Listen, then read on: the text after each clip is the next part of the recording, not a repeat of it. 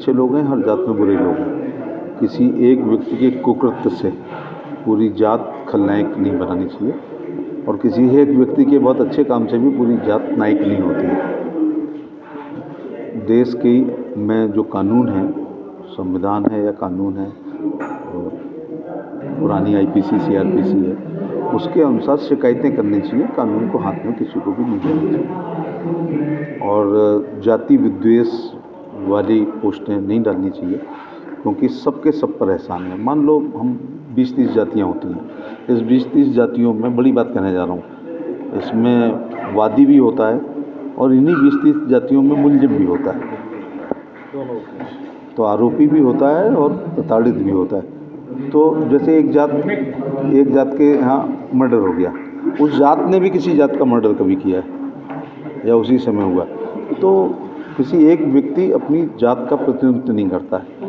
उससे इतना नहीं हुआ जितना बाद में लोग इसको बहुत ज़्यादा महिमा मंडन कर रहे हैं, जस्टिफाइड कर रहे हैं घटनाओं को। ये बात अच्छी नहीं है। जाति विद्वेष बहुत बढ़ रहा है। इस तरह की मानसिकता खत्म क्यों नहीं हुई है, क्या कारण मानते हैं? जिस तरह की घटना हो जाती है, कहीं मल खिलाया जा रहा है, कहीं मूत्र डाला जा रहा है। लोगों को समझना चाहिए कि देश आज़ाद हो चुका है, विचार व्यक्ति की स्वतंत्रता है, समतामूलक समाज की स्थापना हो रही है।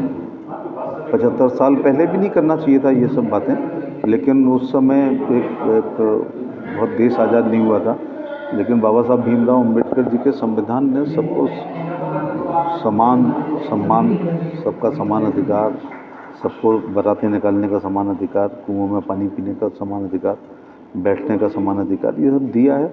जो अभी भी अपनी पुरानी मानसिकताओं पर रहेगा तो फिर कानून उनके खिलाफ कोई ना कोई कार्रवाई जरूर करेगा।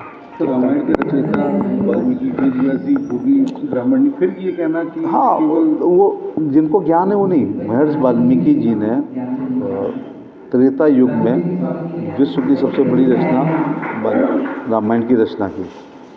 लोगों के घरों में रामायण है, तो फिर उस जात का भी सम्मान करना चाहिए।